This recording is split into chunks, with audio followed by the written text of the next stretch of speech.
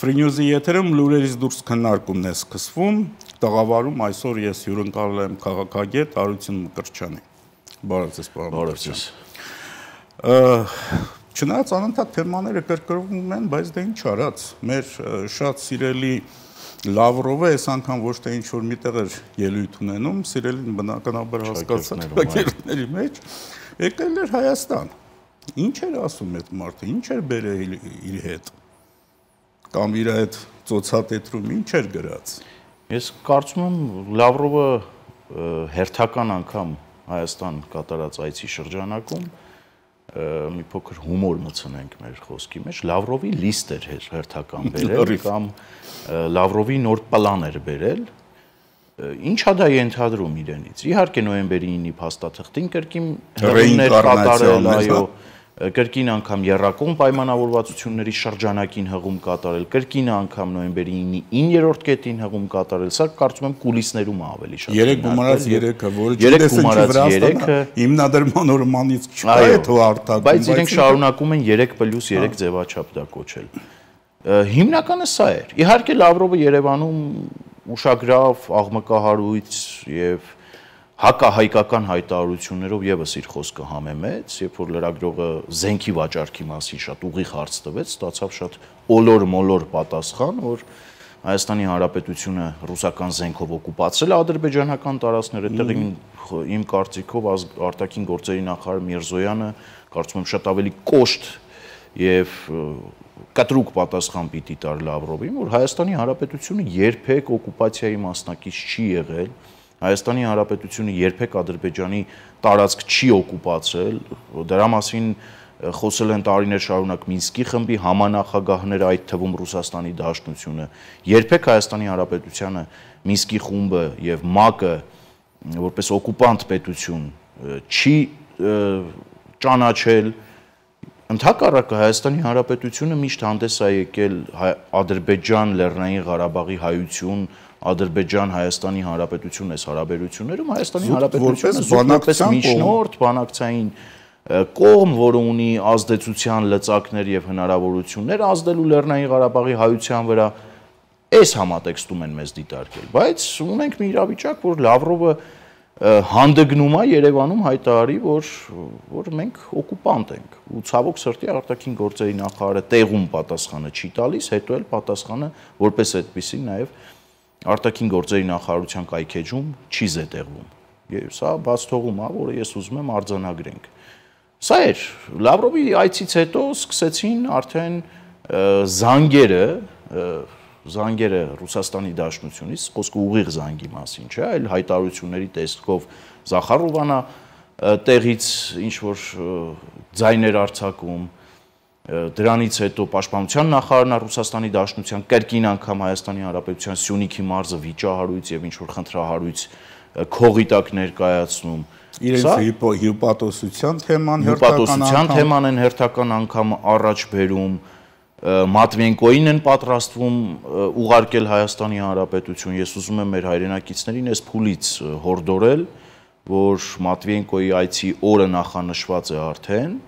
որ պատրաստվեն այդ օրը որևէ գործ չպլանավորեն, հնարավորության սահմաններում ազատ թողնեն իրենց գրաֆիկը, լավ դիմավորելու համար։ Այո, շատ բուռն դիմավորման process-ի մասնակիցը դառնան իրենք եւ այո, Ռուսաստանի Դաշնությունը ամեն անգամ այսպիսի բարձրաստիճան պաշտոնյաների այստեղ ուղարկելուց պետք է Հայաստանի Հանրապետության քաղաքացիների ճակերտներում ջերմագին ողջույնները ըմբոշխնի, ճաշակի եւ դրանում պետք է Հայաստանի Հանրապետության քաղաքացիները մասնակցություն ունենան։ Չի կարող այդ մեր երեսին նետված, չգիտեմ, ցեխը ուղակի հենց այնպես անցնի գնա ու մենք ցույց տանք, որ դա երկնքից իջած անձրև էր կամ ընդհանրապես մանանա էր։ Մենք ոչինչ չենք տեսնում, ոչինչ չենք զգում։ Այստեղ ժողովուրդը մեծ մասնակցություն պիտի ունենա այդ համատեքստում ու պետքա դիմավորել Մատվիենկոյին։ Ընդ որում շատ տհաճ էր նաև այդ ասուլիսի ժամանակը, իհարկե դա հիվանդագին բան է Լավրովի կողմից, ցանկացած հարթակ, այդ թվում եթե դրսում արևածաղիկ վաճառող տատիկի հետ էլ ինքը հանդիպի, անպայման պետք է խոսա արևմուտքի մասին, ռուս-ուկրաինական հակամարտության մասին, արևմուտքին փնովի, ասենք քեզ հարց են տալիս կոնկրետ։ Դուք հո կոնկրետ հարցին պատասխան, ասենք ով է այնտեղ հետաքրքրված արևմուտքի հետ ձեր հարաբերությունների թեմայով։ Տեսեք, Ռուսաստանի Դաշնությունը խանդով է վերաբերվում Հայաստանի Հանրապետության յուրաքանչյուր գործընկերոջ հետ հարաբերությանը։ Դա կլինի բնականաբար գիտեր, չէ՞, որ Ֆրանսիայի արտգործնախարարը գալու է։ Հա, դա կլինի Սլովակիան, յուրաքանչյուր պետության հետ, հատկապես արևմտյան պետությունների հետ, անգամ Թուրքիայի հետ հարաբերություններին անա խանդով վերաբերվում, անգամ Ադրբեջանի հետ այդ մշուշոտ կարգավորվող մոտ ապագայում հույս ունենանք, որ կարգավորվելիք հարաբերությունների։ Մենք երկուսով ենք որոշում։ Այո, ձեր կարիքը չկա։ Ռուսաստանը խանդով է վերաբերվում։ Ռուսաստանը ինչ որ հիվանդագին խանդով է վերաբերվում ու ինքնատիրապետումից առանձին դեպքերում նաև դուրս է գալիս։ Պատասխանը կարծում եմ լավագույնս տվեց Լավրովի Ֆրանսիայի արտաքին գործերի նախարարը իր այցով, իր հայտարարություններով եւ ինչու ոչ Հայաստան-Ֆրանսիա ռազմավարական գործընկերության եւ նաեւ հնարավորություն կա ոչ միայն ռազմավարական ըստ երևույթին ռազմավարական գործընկերությունն արդեն իսկ կա։ Խնդիր կա հայ-ֆրանսիական հարաբերությունները դաշնակցային մակարդակի վրա բերելու։ Մի առիթով ես, եթե չեմ սխալվում, 2 տարի առաջ այդպիսի մի հայտարարություն արեցի, որ քաղաքական դաշտում եւ հանրային քննարկումների տիրույթում ոմանք ծաղրում էին, ոմանք լուրջ չէին մոտենում, ոմանք չէին հավատում, որ Ֆրանսիան ունի բոլոր հնարավոր միջոցները զբաղեցնելու այն տեղը, որը որ այս պահին զբաղեցնում է Հայաստանի Հանրապետությունում Ռուսաստանի Դաշնությունը։ Սկսած 102-րդ ռազմաբազայի փոխարինմամբ ֆրանսիական բազայով, վերջացրած զենքի զինամթերքի առևտրով, էներգետիկ անվտանգության խնդիրների լուծմամբ եւ այսպես շարունակ։ Ու Հայաստանի Հանրապետությունը պետք է այս ճանապարհով գնա ու Ֆրանսիայի արտգործնախարարը հենց սրա մասին էր նաև ակնարկում, որ այո, չի բացառվում նաև մոտ ապագայում Հայաստան-Ֆրանսիա հայկական կողմը կարծում եմ ամեն ինչ պիտի անի, որ դա ոչ թե ռազմավարական գործընկերության խարտիա իբրև ստորագրվի, այլ դաշնակցային պայմանագրում բարեկամ երկիր Ֆրանսիայի հետ։ Առավելագույնը փոկել այդ հարաբերություններից։ Ի վերջո սա քաղաքականությունն է եւ դիվանագիտությունն է։ Եվ եթե այսօր Մակրոնի ապարատը այսպես ասած Ֆրանսիայի նման բարդ համակարգ ունեցող պետությունը, եթե այսպիսի պատրաստակամություն է հայտնում, կարծում եմ առնվազն պետքա քաղաքական մանկամիտ լինել, սա չտեսնելու, չգնահատելու եւ այս ճանապարհով չգնալու համար, որքան էլ որ Լավրովներն ու Զախարովաները Ռուսաստանի Դաշնությունից վայրահաչ են մեր ուղղությամբ, որքան էլ որ հիբրիդային պատերազմի գործիքներ կիրառեն մեր դեմ։ Այստեղ անելիք ունենք, այստեղ պետք չի մեղադրել ոչ Լավրովին, ոչ Զախարովային, ոչ Ռուսաստանի Դաշնության հայերին ապրող, որևէ մեկին պետք չի մեղադրել, այստեղ մենք ունենք անելիք։ Իսկ հիբրիդային պատերազմը, որ իրականացվում է մեր դեմ, սրա մասին միայն ես չի որ խոսում եմ, այս հանրային քննարկումների տիրույթում միայն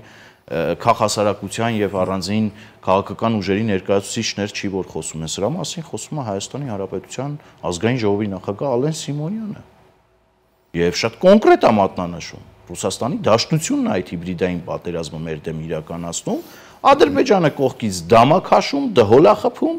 Հայաստանի Հանրապետության ներսում է սինխրոն։ Այո, Հայաստանի Հանրապետության ներսում էլ որ ամենամեծ խնդիրն է մեզ համար, կան հաճախորդներ, կան այդ հիբրիդային պատերազմի գործիքներ, զենքեր, ականներ, որ մեր ներսում, մեր պետության դեմ գործում են։ Ականներից ամենամեծ ականը, ամենացցուն օրինակը դա ոչ բարով Հայաստանի Հանրապետության երկրորդ նախագահ Ռոբերտ Քոչարյանն է։ Ասուլիսին հայտարարած մտքերը նկատի։ Ներողություն, ասուլիսը այս վերջում եղավ։ Ինչի այդ ասուլիսից առաջ չգիտեինք, որ Ռոբերտ Քոչարյանը գույք պարտքի դիմաց է ստորագրել։ Ռոբերտ Քոչարյանը անկախության մասին հարցին ուղիղ պատասխան եւ հստակ աներկբա պատասխան չի կարողացել տալ։ Ինչի չգիտեինք, որ Ռոբերտ Քոչարյանը օրինակ Սադարակի պալատքի տակ Հեյդարի հետ Մեղրին Հայաստանի Հանրապետության ինքնիշխան տարածք հանդիսացող Մեղրին խուրդայա դարձրել։ Ինչի դա չգիտենք, ինչի չգիտենք, որ Ռոբերտ Քոչարյանը չի բացառում միութենական պետության անդամակցելու հարցը Բելարուսի օրինակով Լուկաշենկոին էլ իբրև փայլուն քաղաքական գործիչ հռչակել։ Դա չգիտենք, դա չենք տեսնում։ Մենք տեսնում ենք։ Այլ հարց է երկրում գործող իրավապահ համակարգը դա տեսնում է թե ոչ։ Քաղաքական իշխանությունը դա տեսնում է թե ոչ։ Նրանք էլ են դա տեսնում։ Իրավապահ համակարգը տեղում դոփում է ինչպես բոլոր մնացած այլ անգամ կենցաղային մակարդակի խնդիրների դեպքում տեղում դոփում է եւ հիմնականում արձագանքողի դերում է, երբ որ արդեն բանը բանից անցած է, նրանք գալիս եւ տեղում կանգնում արձագանքում են, այլ ոչ թե կանխարգելում, իսկ քաղաքական իշխանության համար քաղաքական նպատակահարմարությունն է այստեղ գործում։ Օրինակ քաղաքացիական պայմանագրի համար լավագույն քաղաքական մրցակիցը քաղաքական նպատակահարմարությունից ելնելով դա Ռոբերտ Քոչարյանի քաղաքական դիակն է։ Ինչքան ասես ծեծեն 7 տարի շարունակ Ռոբերտ Քոչարյանի քաղաքական դիակը դատապետում ու ծեծում են։ Եվ հանրապետության երկրորդ քաղաքը այդ դատապետելով, ծեծելով քաղաքական դիակը իրավական անատամ քաղաքականություն վարելով հանրապետության երկրորդ քաղաքը տվել են միութենական պետության ջատագովներին։ Ու դա կոչում են ժողովրդավարություն։ Ներողություն, իմ պատկերացրած ժողովրդավարությունը հավատացյալ կոմունիստին։ Հա, հավատացյալ կոմունիստին եւ Վաղեմի Ախոյանին, ով ընտրություններից առաջ հայտարարում էր, որ չի միանալու նրան։ Դե պարզ է, չէ՞, դե զանգը բնականաբար ոչ Սերժն ա ուղարկել Սարգսյան Մարտուն Գրիգորյանին, ոչ էլ Արթուրն ա ուղարկել Վանեցյան։ Ավելի հերվից է գալիս այդ զանգը եւ նրանք ուղղակի կատարել են դա։ Հնարավորություն չեն ունեցել չկատարելու։ Դե ընտանիքի անդամներն էլ առնվազն այդ երկրի քաղաքացիներ են հան։ Ես ձեր նախորդ մտքի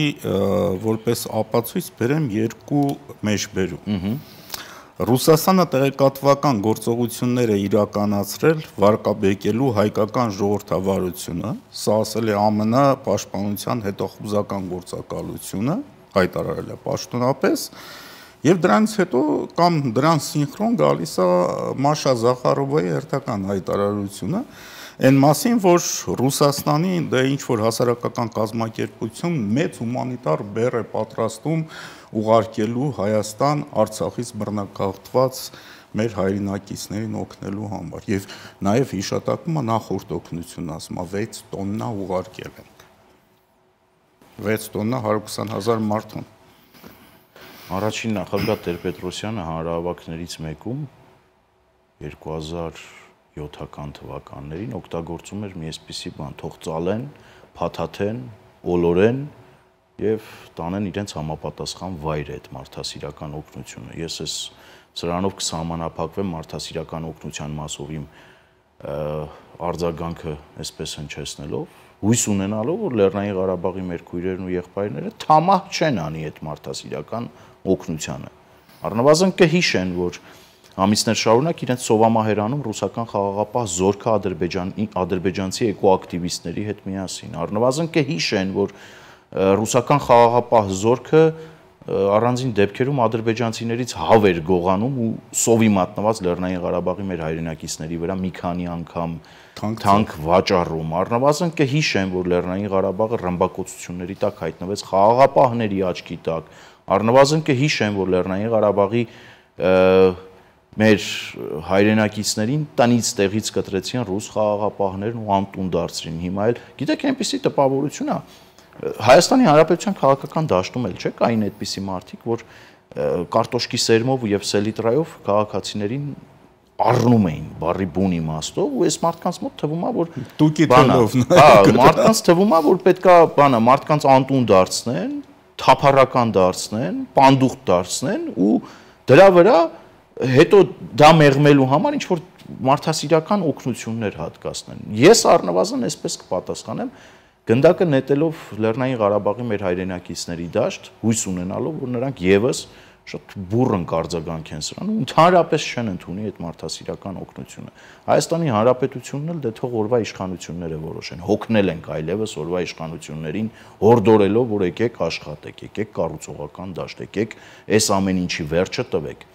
Միացյալ Նահանգների հայտարարությունը գիտեք, գալիս ապացուցելու, որ հիբրիդային պատերազմը մեր դեմ, մեր պետության դեմ մղվող կուրացիան իրականացվում է Ռուսաստանի Դաշնության կողմից, վերջին շրջանում հատուկ կուրատորել ունի այդ process-ը, դա Կիրիենկոն է։ Կիրիենկոն ինչով է աչքի ընկնում։ Այն աշխարհագրական գոտիներում, որտեղ Աբխազիայում եւս ինքը գործունեությունն է ծավալել։ Այն աշխարհագրական գոտիներում եւ այն պետություններում, որտեղ որ Կիրիենկոն կուրացիա է իրականացրել Պուտինի ուղիղ ցուցումով, աչքի ընկել ինչով։ Անիշխանության մթնոլորտի հաստատմամբ, ներքաղաքական խժդժություններ հրահրելով։ Ընդ որում Աբխազիայում նաև հակահայկական դրսևորումներ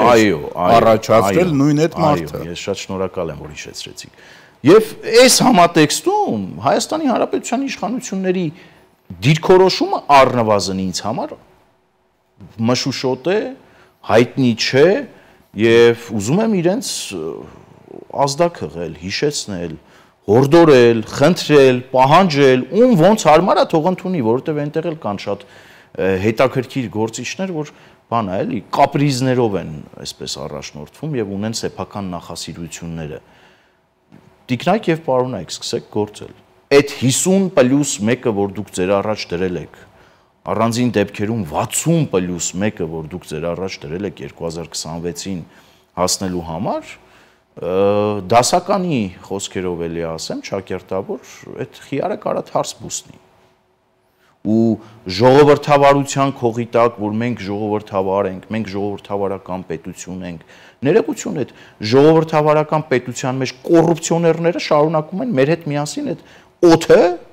հանրապետության այսքան աղտոտված օդը, եւս մի քանի անգամ աղտոտել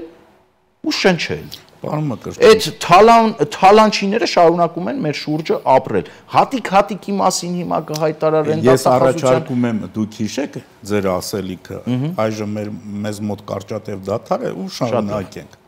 Կարճատև դադար։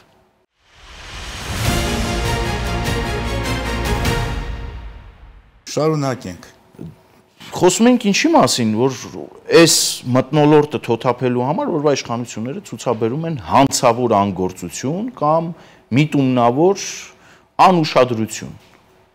կամ քաղաքական նպատակարարությունից ելնելով շարունակում են առաջ տանել այն թեզը, որ պետք է Ռոբերտ Քոչարյանի քաղաքական դիակը ծեծել, Ռոբերտ Քոչարյանի քաղաքական դիակը բոքսի տանձիկի վերածել, դրա վրա սկսել ինքնահաստատվել ու դա կբերի հաջողության։ Գուցե դա բերի հաջողության, բայց ներողություն, մենք Հայաստանի Հանրապետության քաղաքացիների ճնշող մեծամասնություն, անգամ Քոչարյանին ձայն տված այդ 200,000 եւ ավել քաղաքացիների ճնշող մեծամասնությունը այլևս չի ուզում տեսնել այդպիսի խորհրդարան։ Այլևս չի ուզում Ռոբերտ Քոչարյանի ներկայությունը հանդուրժել։ Հիմա սրանք կհակատարցեն, դե կասեն ընտրությունները դրա լավագույն միջոցն է, թող ժողովուրդը գնա եւ ընտրի։ Այստեղ էլ կա խնդիր։ Հայաստանի Հանրապետության ներսում գործում են հարյուրավոր լրատվական միջոցներ։ Որևէ մեկը պետությունը հատկապես մոնիթորինգի ենթարկել է, որտեղից նրանց այդ գումարները ֆինանսական թափանցելիության խնդիրը դրվել է նրանց առաջ, որ պետքա թափանցիկ լինի, որտեղից են ֆինանսավորվում, ով է պատվիրում, ինչ թեզեր են նետում հանրային քննարկումների տիրույթ եւ դաշտ։ Տպավորություն է ստեղծվում, որ պետքա այդ 5-րդ շարասյունը լրատվականների տեսքով նաեւ պետքա օրակարգը առաջ բերի, մենք էլ այդ օրակարգի հետևից վազելով գնանք կամ օրվա իշխանությունը այդ օրակարգի հետևից վազելով գնա։ Նայեք քաղաքական դաշտում տեղի ունեցող գործընթացները։ Գրեթե միշտ այս 7 տարվա ընթացքում, հատկապես 20 թվականից հետո, մենք վազում ենք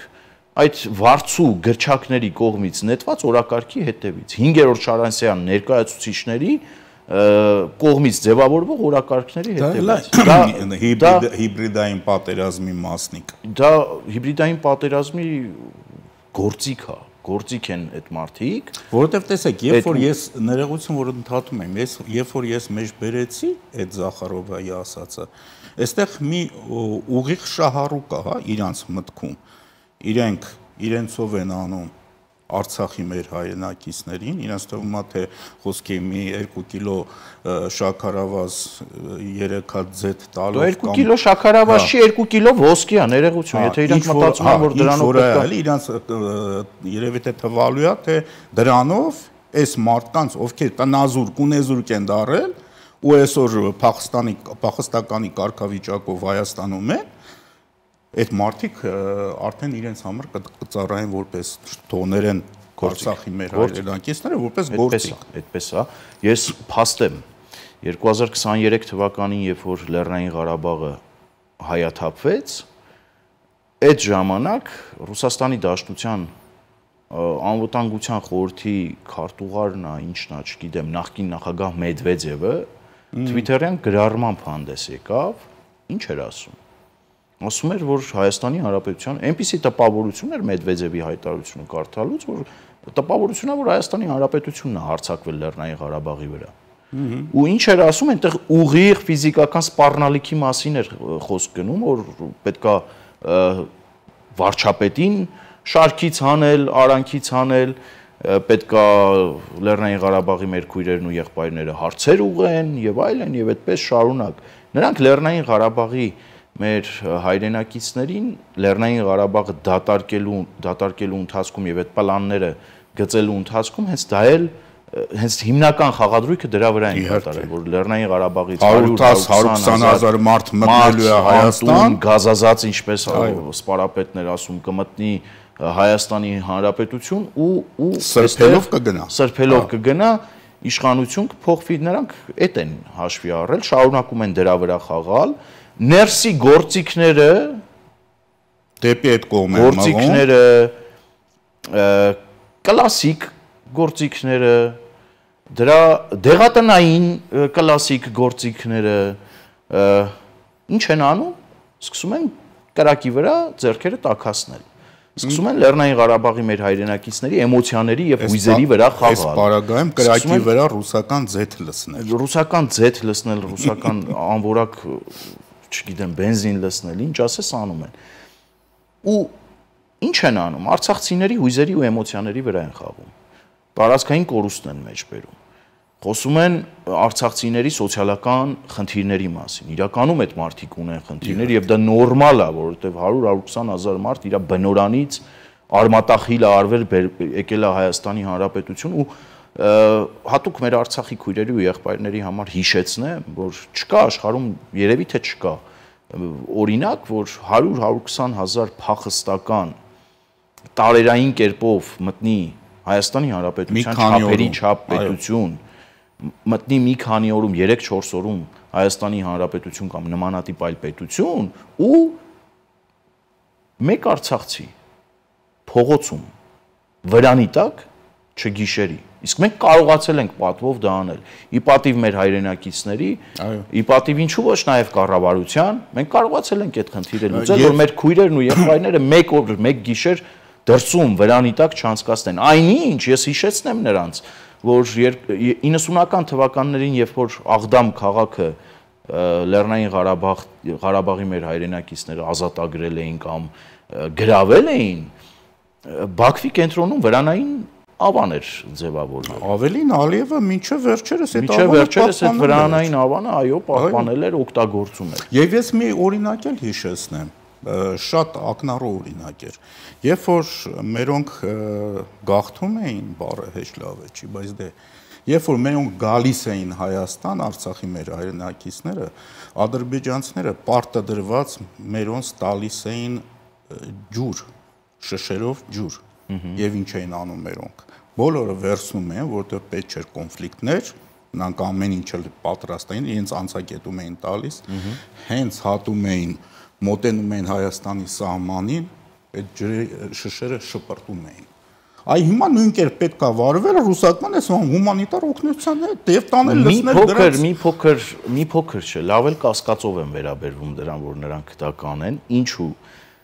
գիտեք երբ որ Լեռնային Ղարաբաղը դեռ չէր հայաթափվելուց 1.5-2 շաբաթ առաջ ես ինքս ակցիա նախաձեռնեցի Ռուսաստանի Դաշնության դեսպանատան դիմաց հավաստիացնում եմ ձեզ Երևանում արցախցիների պակաս չկար այդ ժամանակ չկար 2029 այստեղ եկել էին, նրանցից շատերը այստեղ մնացել էին։ Ցավոք սրտի, ես իմ համար մի արձանագրում արեցի, որ այնտեղ չհանդիպեցի գեթ 1 արցախցու։ Լավրովը այց կատարեց օրեր առաջ Հայաստանի Հանրապետություն։ Տեղի ունեցան բողոքի ցույցեր, ակցիաներ։ Հիմնական Եվրադաշինքի, այո, Եվրադաշինքի կորիզներ այնտեղ հանուն Հանրապետություն կուսակցություններ դա նախաձեռնել։ Գեթ 1 արցախցի, հայտնի արցախցի, բացառությամբ իհարկե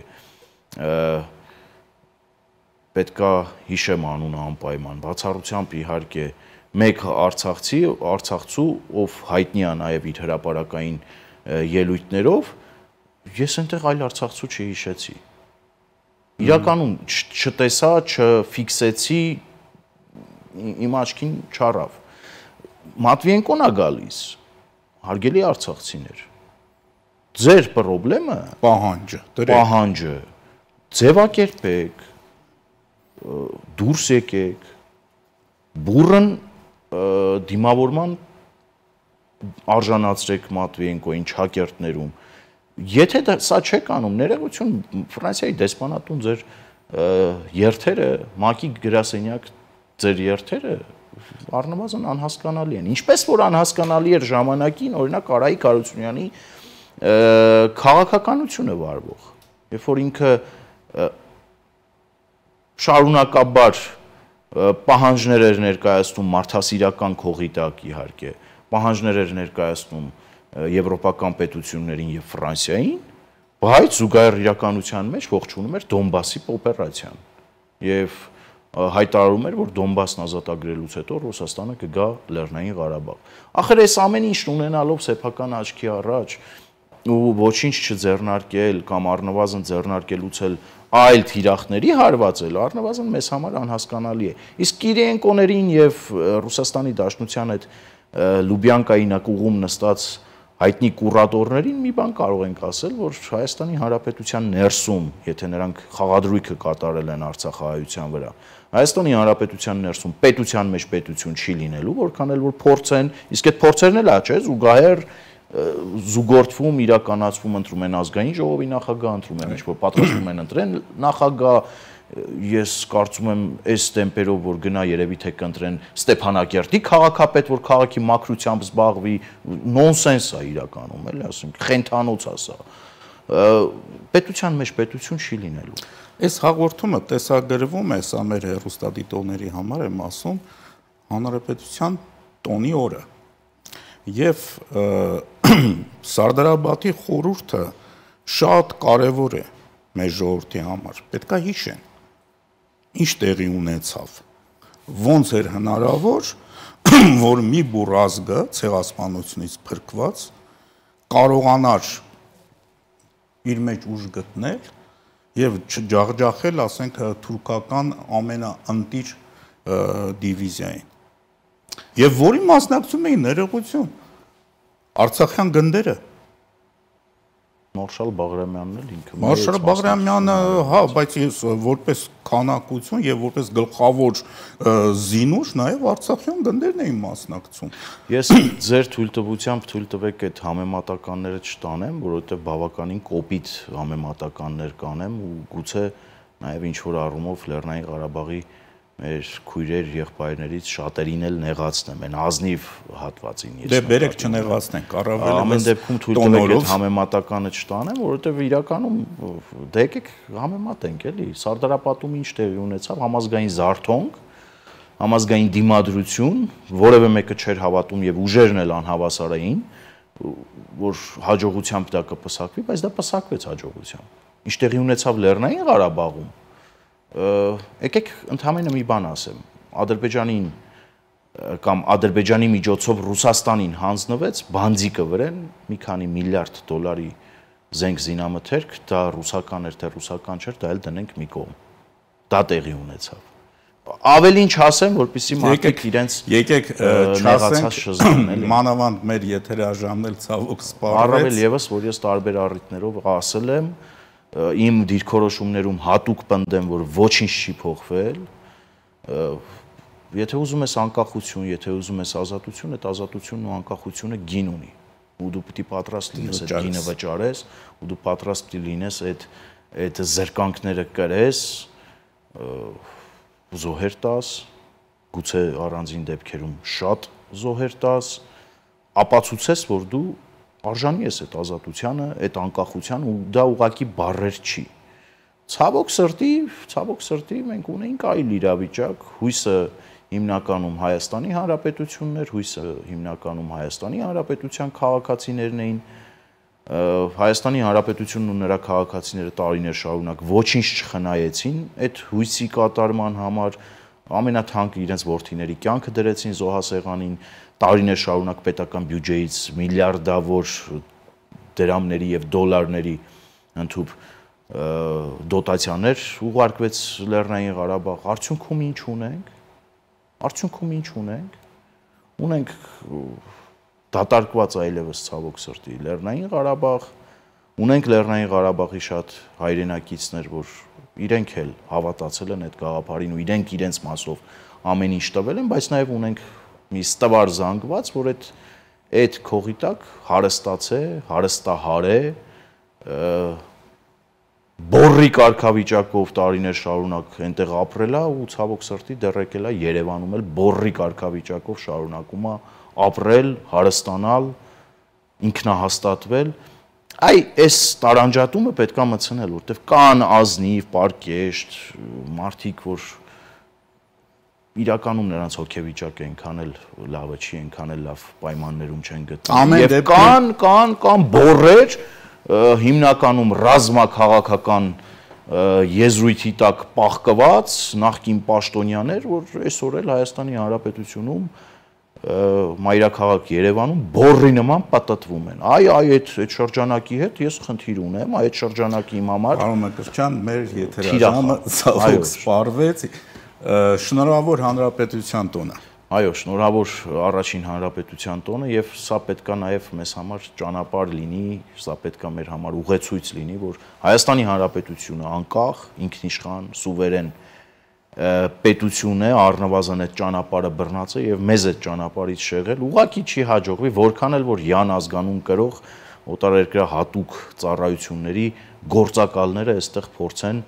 տեղից դղկալ, վնգստալ կամ փորձեր անել մեզ այդ անկախության ճանապարհից շեղելու։ Շնորհակալություն։ Վերջում հիշեցնեմ, որ տաղավարում հյուրընկալվել էր քաղաքագետ Հարություն Մկրտչյանը։ Ամենայն բարեքցես։